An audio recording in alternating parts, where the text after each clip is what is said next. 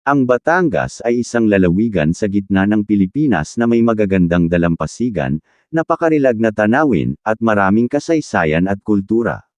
Ang mga lugar na ito ay nagpalaki rin ng mga pamayanan bago ang mga Espanyol hanggang sa pag-usbong ng maraming mga sentrong urbanang lalawigan sa mahabang kasaysayan nito. Kaya naman, hindi nakakagulat na ang Batangas ay may mayamang kultura at pamana, at naging tahanan ng ilan sa mga pinakamahalagang pambansang bayani sa bansa. Kaya narito ang 10 pinakamagandang lugar sa Batangas. Ito po ang Lay PH, huwag niyo pong kalimutan mag-subscribe para sa mga bagong video.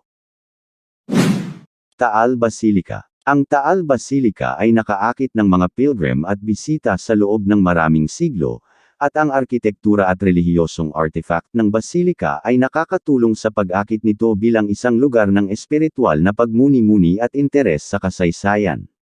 Ang Basilica ay may malaking kahalagahan sa kasaysayan at kultura, dahil ito ay matatagpuan sa lokasyon kung saan inilibing si Saint Martin. Fantasy World. Ang Fantasy World, nakilala rin bilang Fantasy World Amusement Park, ay isang kakaiba at nakakaintriga na abandonadong theme park sa Lemery, Batangas. Ang parke ay naisip bilang isang medieval-themed attraction na nagtatampok ng mga istrukturang tulad ng kastilyo, kakaibang arkitektura, at iba't ibang mga pasilidad sa libangan.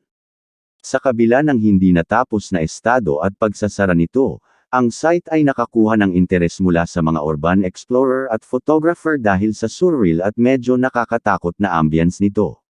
Ang hindi kinaugalian at misteryosong presensya ng parke ay nag-ambag sa reputasyon nito bilang isang kakaiba at mapang-akit na destinasyon para sa mga naiintriga sa mga inabandonang lugar at hindi pangkaraniwang mga atraksyon. Mount Batulao. Ang bundok ay isang kilalang palatandaan ng matutulis na mga taluktok, lumiligid sa masungit na mga ridge at malalalim na bangin na nasa kanluran lamang ng istasyon ng burol ng Tagaytay sa timog kanlurang dulo ng Tagaytay Ridge. Ang bundok na ito ay isa sa pinakamaraming inakyat na bundok sa Southern Luzon dahil sa mga sumusunod, malapit sa Maynila, magandang tanawin, at malamig at nakaka-relax na ambience.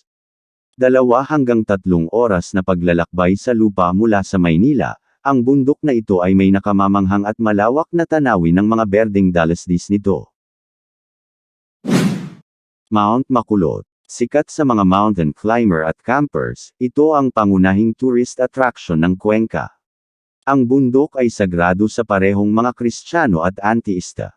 Taon-taon tuwing Semana Santa, libu-libong mga peregrino mula sa mga kalapit na bayan at probinsya ang umaakyat sa bundok bilang isang uri ng penitensya. Maaari ding maging isa sa mga pinakamahusay na opsyon para sa mga day hike dahil sa maliit na uri ng trail nito, mga terrain na natatakpan ng mga puno at napapalibutan ng mga damo at shrubs, sariwa ang hangin, malamig na ambience at perpektong lokasyon para sa isang nakamamanghang tanawin at pinakaaktibong bulkang Taal sa background nito. Fortune Island. Ang Fortune Island, na matatagpuan sa Nasugbo, Batangas, ay isang kaakit-akit na destinasyon na kilala sa arkitektura na inspirasyon ng Greek at magandang baybayin. Ang isla ay unang binuo bilang isang eksklusibong luxury resort at nagtatampok ng mga iconic na istruktura tulad ng mga Grecian pillars at isang replika ng Parthenon. Maaaring tuklasin ng mga bisita ang nakakaintriga na kasaysayan ng isla, kabilang ang pagkawasak ng San Diego, isang Spanish galleon na lumubog sa baybayin noong 1600.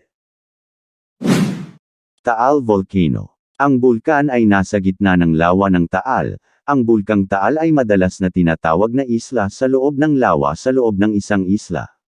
Mayroon itong lawa ng bunganga at sa gitna nito ay isang maliit na pulo na bato, na ginagawa itong isang pulo sa loob ng isang lawa sa loob ng isang isla. Ang bulkang Taal ay isa sa pinakatanyag na landmark sa Batangas. Ang Taal Volcano ay isa sa mga ideal getaways para sa mga mahilig mag-hiking. Maaari kang mag-hike, maabot ang viewpoint sa loob ng 1 oras, at bumaba ng halos 40 minuto. Ang Taal ay isa sa pinakamaliit na aktibong bulkan sa mundo. Sepik Beach. Ang Sepik Beach, na matatagpuan sa Maricabon Island sa Anilao, Batangas, ay isang kaakit-akit at liblib na beach na kilala sa natural nitong kagandahan at tahimik na kapaligiran. Mapupuntahan lamang sa pamamagitan ng bangka dahil sa malayong lokasyon nito, ang Sepik Beach ay nag-aalok ng isang matahimik na kapaligiran at magandang tanawin. Ang beach ay bahagi ng Eagle Point Resort, na kilala sa mga diving facility nito at magandang kapaligiran.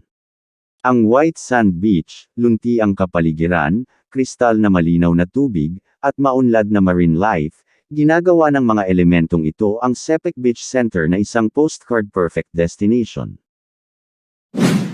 Little Boracay. Ang tubig sa destinasyong ito sa Calatagan, Batangas ay kasing linas ng Boracay.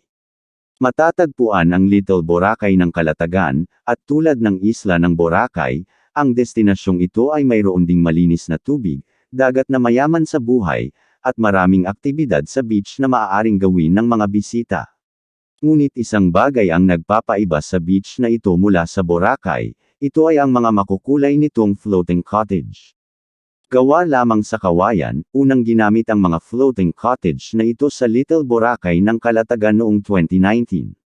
Sa kasagsagan ng pandemya, tumigil ang pagbisita sa destinasyon at nagresulta sa pagkawala ng trabaho para sa mga residente. Gayunpaman, nang mawala ang pandemya, ang mga lumulutang na cottage ay naging instrumento sa pagpapasigla ng turismo sa destinasyon. J Castle. Itinuturing na unang pinakamalaking immersive na parke sa Pilipinas, ang J Castles ay nagtatampok ng 2 lugar na may 9 na seksyon bawat isa para masiyahan ka.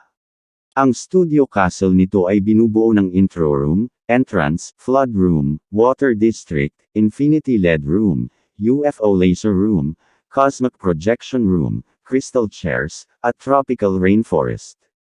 Ang Pop Castle area naman ay binubuo ng intro room, theater, astro ball, thrill or chill, light bridge, spaceship, disco room, game room, at giant rubber ducky room. Ang mga panloob na espasyo ay isang modernong disenyo at aesthetic, na puno ng mga neon na ilaw, makulay na mga scheme ng kulay, at mga futuristic na tanawin. Ang amusement park ay tila nakakuha din ng inspirasyon mula sa mga elemento ng kalawakan, na pinatunayan ng mascot nito na may suot na kagamitan sa astronaut at mga silid na puno ng mga makukulay na planeta. Monte Maria Shrine. Ang Monte Maria Shrine, ay ang Mother of All Asia Tower of Peace, ay isang kilalang relihiyosong palatandaan sa Batangas. Nagtatampok ang dambana ng isang matayog na estatwa ng Birheng Maria, na kinikilala bilang ang pinakamataas sa uri nito sa mundo. Mararanasan din ng mga turista ang 100 meter long at mahigit 150 meter high cantilevered glass bridge ng bansa. Ang pangunahing katawan ng glass walkway sa shrine ay makukumpleto sa Disyembre at magiging bukas sa publiko sa March 2024. Ang higanteng glass walkway ay tatawagan di umano itong Monte Maria Miracle Walk. Maliban dyan ay kabilang din sa plano ang isang water amusement park, ang pinaka-advanced na large-scale water park sa Pilipinas. Ang pangunahing bahagi ng water park ay makukumpleto sa December 2024 at inaasahang magbubukas sa March 2025. At ang 5-star hotel na mayroong 360-degree view ng Bay of Batangas na makukumpleto sa December 2025 at inaasahang magbubukas sa 2026.